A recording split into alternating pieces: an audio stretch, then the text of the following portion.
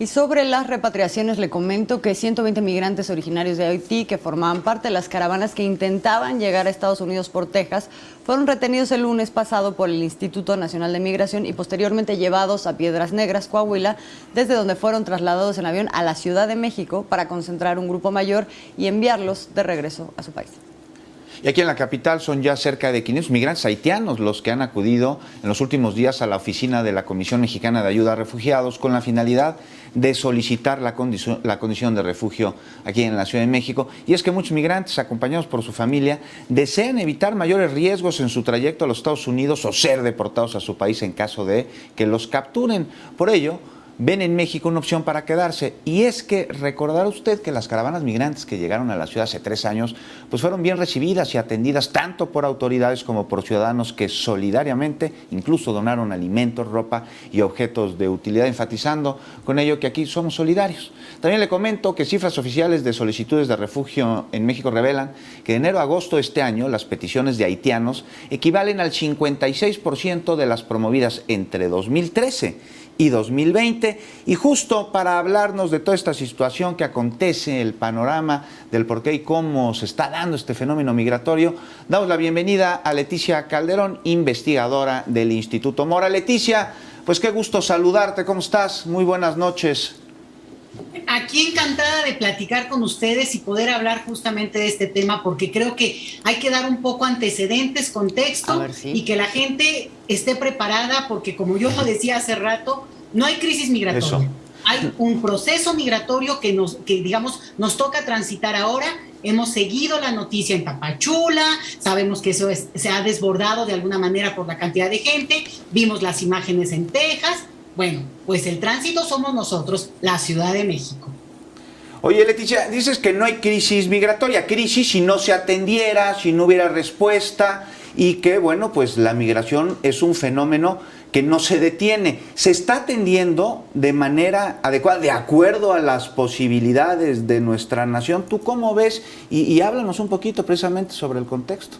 Mira, yo lo voy a enfocar a la Ciudad de México. Yo creo que en este momento vale la pena ubicarnos ahí porque justamente como país de tránsito migratorio, pues nosotros hemos experimentado desde hace mucho tiempo, y también quiero ser muy clara con esto, distintas expresiones de este tránsito. Muchas veces clandestino, que cruza sin siquiera verlo en la Ciudad de México, porque cruza de manera marginal, pero también ya hemos vivido, tú lo decías ahorita, la experiencia de estas caravanas que se visibilizaron, buscaron visibilizarse justamente para protegerse, y en ese tránsito llegaron en 2018 y 2019 a la Ciudad de México, donde, ojo, llegaron entre 15,000 y 20,000 personas que se quedaron en la ciudad aproximadamente 3 semanas, yendo, unos seguían andando, pero digamos, hubo una experiencia muy importante. Y también quiero enfatizar un dato. La Ciudad de México no solamente se tiene que coordinar con autoridades como el Instituto Nacional de Migración, lo decía la doctora Sheinbaum, sino que la Ciudad de México tiene una instrumentación jurídica, porque nosotros tenemos una ley como ciudad intercultural aprobada desde hace más de 10 años. No se ha acabado el tema del reglamento, y hay atorones fuertes a nivel legislativo, pero lo que es un hecho es que con ese marco legal, en el 2018 se pudo reaccionar, porque a diferencia de todo el resto del país, aquí hay ese andamiaje legal. Entonces, de manera inmediata, se tienen que articular por ley distintas instancias que, por tanto, tienen que dar respuesta humanitaria, y no solamente de solidaridad ciudadana, de amorosa, de buena onda, sino es un mandato legal que la Ciudad de México abrazó hace ya, decía yo, más de 10 años. Entonces, ese es el primer tema. Y el segundo es que efectivamente están llegando, primero en una, digamos, flujo hormiga a la Ciudad de México, mucho con la intención de seguir avanzando un gran número, también otros con la intención de buscar un marco legal, en este caso con el refugio, y poderse quedar en la Ciudad de México o en otras partes, pero en principio tener una acreditación legal. La gente no quiere estar sin papeles, se les obliga a estar sin papeles en el momento en que no hay el formato que les permite pues tener esa acreditación. Entonces, hoy están llegando sobre todo personas de origen haitiano, también de otros orígenes, pero principalmente es este flujo, y en los próximos días la Ciudad de México va a vivir este flujo que empieza a avanzar más, Y creo que es importante no solamente prepararnos en términos de lo que vamos a empezar a ver, sino acompañarlo, porque creo que pasamos con un buen, aprobamos bien en ese 2018 esto que constituye nuestra condición de ciudad intercultural hospitalaria. A ver, Leticia, justo ahí en este tema del acompañamiento que mencionas, ¿cómo hacer ese acompañamiento? ¿Qué lecciones, quedaron de ya esa experiencia que tuvimos en años anteriores? No solamente desde el punto de vista de la autoridad, sino también de la propia ciudadanía. Así es, mira, ya en este momento se empiezan a instrumentar algunas cosas a nivel civil. Por ejemplo, los albergues que históricamente reciben migrantes en la Ciudad de México, como son Cafemín, Tochán, por decir dos de los más importantes, ya están recibiendo gente, pero ya se están desbordando. Quiere decir que la Ciudad de México tiene que considerar por mandato legal instrumentar un espacio de albergue masivo, como ya lo hicimos en el 2018, no necesariamente en el mismo lugar, pero sí se tiene que reaccionar. Esa es una. La otra es que tenemos el tema de la pandemia. Y también la Ciudad de México tiene que reaccionar de inmediato en términos de pruebas para las personas que van llegando, para evitar que esto sea una fuente que a su vez los albergues que lo están recibiendo a las personas pues tengan un brote de COVID que entonces les impida recibir más gente que al mismo tiempo se va yendo. Entonces, ese es por un lado. Por el lado cívico, civil de la población, es importante estar atentos a los llamados que se hagan por estos medios. Como nunca, un canal de la Ciudad de México va a ser indispensable para que la gente canalice los apoyos en especie o del recurso que pueda dar, que también es importante esperar a ver qué se solicita de parte de los albergues. Va a haber una instrumentación que van a coordinar ya grupos como IMUMI, como Sin Fronteras, como la propia Comisión Nacional, Comisión de Derechos Humanos de la Ciudad de México, por la experiencia que hemos tenido. Ellos nos irán diciendo qué se necesita para tampoco, ya saben ustedes, ¿no? De repente la gente dice, bueno, pues llevo zapatos y no necesariamente eso es lo que se necesita. Entonces, creo que hay que estar atentos a esto y yo diría un punto central.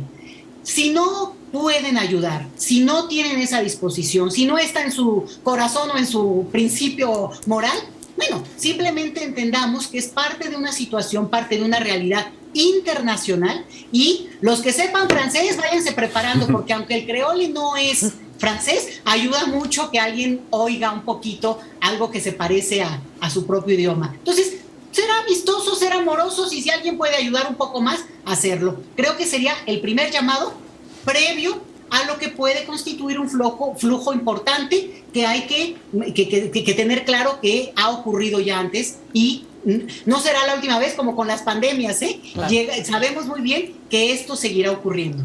Ya nos decía el otro día aquí Paco Taibo que están juntando libros en francés precisamente para llevarlos a los niños, libros infantiles a los niños haitianos refugiados aquí en México. Oye, Leticia, ¿cuál es el panorama general de hospitalidad en la Ciudad de México ante las circunstancias que estamos viviendo y lo que se viene con la llegada de más personas? Pues mira, yo tengo un buen termómetro, un poco por la experiencia que vivimos. Creo que tenemos mucho más información, en esta parte de cómo se articularon las instancias, yo decía, oficiales, pero también la Ciudad de México ha reaccionado de manera positiva con la ayuda, con los mecanismos que se instrumentan. Incluso se los voy a decir, en el 2018 fue súper interesante porque se montó un albergue muy grande en la Magdalena Mixhuca y mucha gente por la libre, que no es recomendable sino esperar las instrucciones, pero bueno, se acercó a llevar cosas, a apoyar. Es difícil, no es una cosa sencilla para la gente además que vive cercana a los lugares donde se puedan instrumentar los albergues, no siempre es fácil y eso también hay que entenderlo y creo que hay un punto central. Si la gente que recibe, digamos, los que albergamos, los que somos los anfitriones, no tenemos la información suficiente, por ejemplo, de quiénes son, qué buscan, a dónde van, un poco la propia travesía que han vivido, pues también a veces hay un miedo infundado, pero también hay que ser sinceros, la gente tiene que recibir esa información y en la medida en que también se puedan acercar, por ejemplo, con noticieros como el de ustedes, a preguntarle a la gente quiénes son, creo que también va a haber un contacto más abierto. Conocemos, y para los mexicanos ha sido, la verdad, una cosa muy buena, que el 90% del flujo migratorio que circula por nuestro país desde hace décadas, ojo, décadas, ha sido sobre todo hispanohablantes, ¿no? De América Latina, sobre todo Centroamérica. Entonces nunca hemos tenido tantas barreras. Pero en esta ocasión estamos ya recibiendo nacionalidades de muchos lugares, incluido, decía yo, en este caso de Haití, que entonces, bueno, implica un reto mayor. Y bueno, ni se diga, pues claro, es un flujo chiquititito que no lo hemos visto, pero los afganos, ¿no? Sería buen momento también para incorporarlos en esta dinámica e incluso conocerlos. Pero no tienen esta problemática tan específica como la que conocemos bien en el caso de haitianos, sobre todo hondureños, algunas otras nacionalidades, pero especialmente esos dos grupos, obvio, cubanos y venezolanos están incluidos en este flujo de este momento. Pues Leticia, estaremos muy pendientes de todo este proceso, de los llamados, de la información que se tenga que dar desde aquí. Y nos está entrando otro invitado. Sí, ya le Leticia, adelantamos ¿ya te aquí fuiste? ¿Qué que pasó? Jonathan Pérez va a estar con nosotros. Bueno, estaremos pendientes, seguramente volveremos a platicar con Leticia Calderón sobre este tema. Por lo Sin pronto duda. nos vamos a una pausa y ahora regresaremos con Jonathan.